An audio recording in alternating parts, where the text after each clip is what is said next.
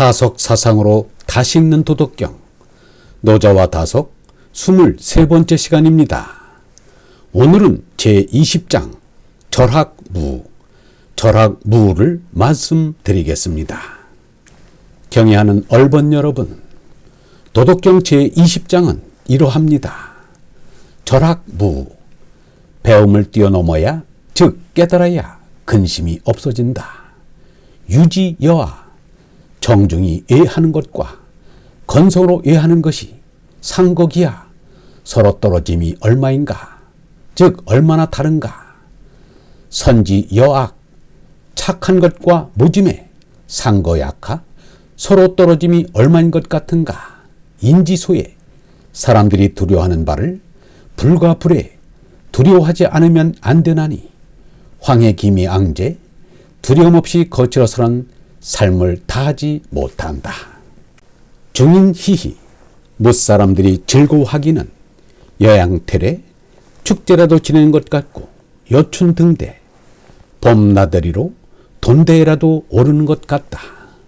아독박해 기미조, 나홀로 멍하여 마음 차리지 못하고 여영아 지미해, 갓난아기도 어르지 못할 것 같아라. 레레 해양 무속이, 저 높은 곳에 오랫동안 서성거리며 돌아갈 곳이 없는 것 같아라. 중인계유여, 못사람은 모두 남는 것이 있는데 이 아독양유, 나홀로 잃어버린 것 같다. 아우인지 심야제, 나 어리석은 사람의 마음이여 돈돈해 막막하도다.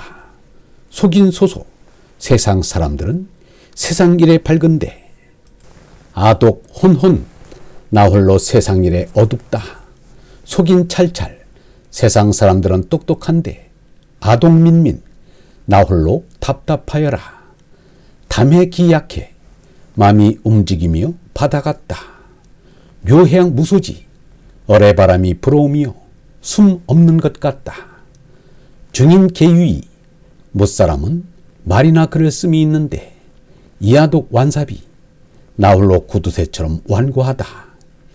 아독 이여인, 나홀로 사람들과 다르게 이귀식모, 하느님 말씀 먹기를 귀하게 여긴다. 절학무, 배움을 뛰어넘어야, 얼나를 깨달아야 근심이 없어진다. 이것은 학문을 하지 말라는 소리가 아닙니다. 곡식이 영양성장을 하다가 어느 지점에 와서는 결실성장으로 전환하듯이 사람은 지식을 배우다가 참나를 깨달아야 하는 것입니다.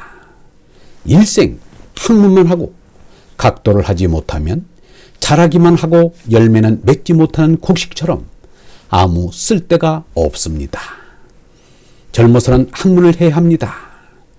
인류대학을 가야 한다는 말이 아닙니다. 이런 살에 성인 교육을 받고 한글을 깨친 사람이 있습니다. 그동안 까막눈이었던 그 사람은 어디에 가서 이름 쓸 일이 있을까 늘 마음 졸이며 살아왔다는 것입니다. 그를 알고 나니 다른 무엇보다도 은행에 가서 예금 청구서를 남의 손 빌리지 않고 자기 손으로 직접 쓸 수 있다는 것이 높은 벼슬에 오른 것보다 더 자랑스러웠습니다. 이 사람에게는 절학무가 아니라 무식우한이 유식무가 된 것입니다. 항우는 사나이가 이름 석자만 알면 되지 그런 알아서 무엇하느냐고 하였습니다. 하지만 항우는 그 무지에서 오는 고집 때문에 손안에 다 넣었던 천하를 놓치고 참혹하게 죽어야 했습니다. 아는 것이 걱정이다라는 말도 중국에서 시성이라고 일컬어지는 소동파처럼 되어야 할 수 있는 소리입니다. 아는 것을 재앙으로 생각한다라는 말도 진인 장자쯤 되어야 할 수 있는 소리입니다. 사람은 누구나 유학을 하다가 절학을 하고 위도를 하다가 각도를 하게 됩니다. 각도의 과정이 아무리 어렵고 길더라도 참고 힘써야 합니다. 샘을 파는데 구인을 파서 샘물이 나지 않는다고 그만두면 샘을 버리게 됩니다. 한 우물을 파되 샘물을 얻도록 끝까지 파야 합니다. 위학이 세상의 지식을 끌어들이는 것이라면 위도는 내 마음속으로 파들어가는 것입니다. 내 마음속을 파들어가는 것은 재나를 죽이는 일입니다. 재나는 죽었다가도 슬며시 다시 살아납니다. 살아나면 다시 죽여야 합니다. 그것이 하늘나라의 생수가 나오도록 파들어가는 길입니다. 정중히 예하는 것과 건성으로 예하는 것이 서로 떨어짐이 얼마인가? 정중히 하는 예와 건성을 하는 예가 다르지만 결국은 그 사람의 인격이 문제인 것이지 대답 자체가 문제가 아닙니다. 가론 유대의 입맞춤처럼 정중한 친절 속에도 함정이 있을 수 있습니다. 어떤 사람이 두 아들을 두었는데 아버지가 두 아들에게 오늘 포도밭에 가서 일하라고 하였습니다. 둘째 아들은 예, 가겠습니다 라고 대답하고는 아니 갔습니다. 맏아들은 아니요, 싫습니다 라고 하였으나 뒤에 뉘우치고 일하러 갔습니다. 예수는 이 둘 중에 누가 아버지의 뜻대로 하였느냐고 물었습니다. 대답 자체가 문제가 아니라 실천이 문제라는 말입니다. 선과 악이 서로 얼마나 차이가 있는가? 이 세상에서는 선은 선이고 악은 악입니다. 그러나 하늘나라에 이르자면 선악을 다 같이 초월해야 합니다. 장자는 성군 요와 복군 거를 함께 잊어야 한다는 상망을 말하였습니다. 요를 기리고 거를 나무라는 것은 둘 다 잊고 얼로 손나는 것만 갖지 못하다라고 하였습니다. 이 10장은 노자가 자기 성찰을 한 글입니다. 그래서 나라는 글자가 많이 나옵니다.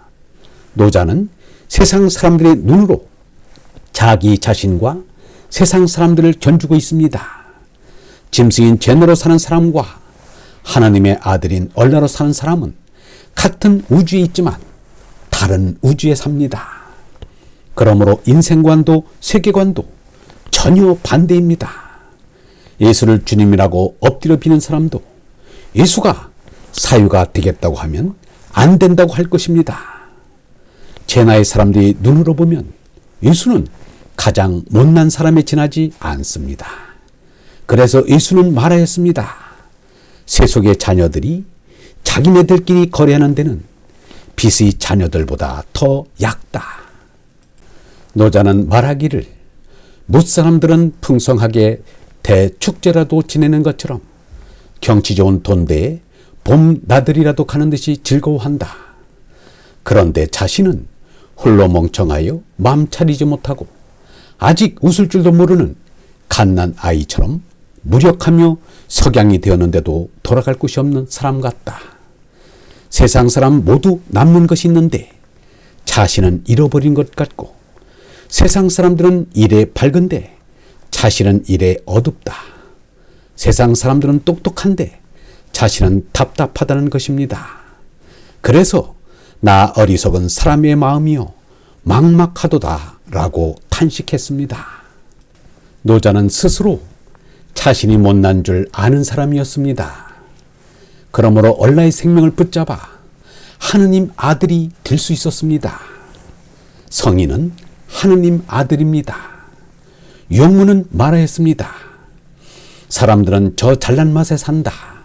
이것이 교만이다. 교만이 꺼져야 한다. 바람이 빠져야 한다. 겸손해져야 한다. 풍선이 터져야 한다. 망상이 없어져야 한다. 그리고 실상에 깨어나야 한다. 내가 못난 줄 알아야 한다. 무상이 되어야 한다. 그래야 마음이 가라앉고 얼라가 거울같이 빛나게 된다. 노자는 제나의 실상을 알고 제나를 초월했습니다. 여기에서 노자다움이 드러납니다. 노자의 마음이 바다와 같다면 하나님의 성령이 바다바람처럼 끊임없이 불어온다는 것입니다. 그리하여 나홀로 사람들과 다르게 하나님 말씀 먹기를 귀하게 여긴다라는 것입니다.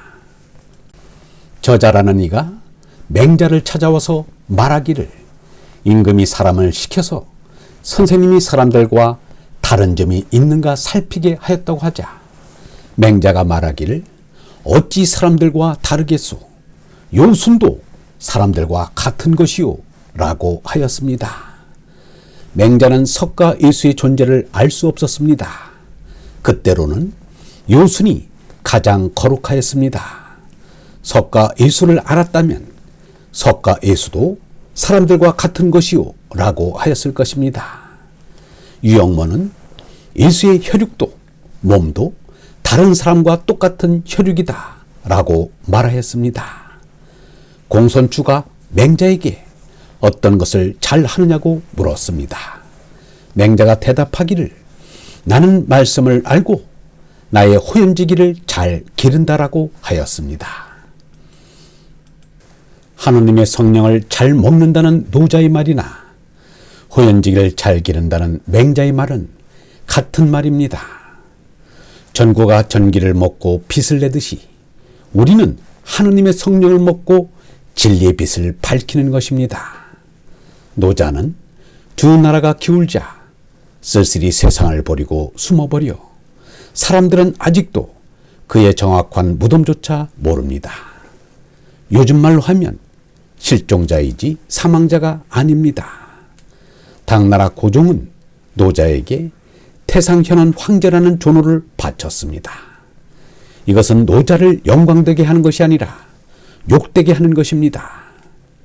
노자는 말이나 글을 구두쇠처럼 아꼈습니다. 노자의 도덕경도 노자가 몸을 숨기려 할 때 윤희가 간청하여 세상에 드러나 알려지게 된 것입니다. 얼번 여러분, 내가 못난 줄 알아야 합니다. 겸손해져야 합니다. 그래야 노자처럼 내 마음이 맑아져서 얼라가 빛나게 됩니다. 영성신학원 다석아카데미의 하늘소리였습니다.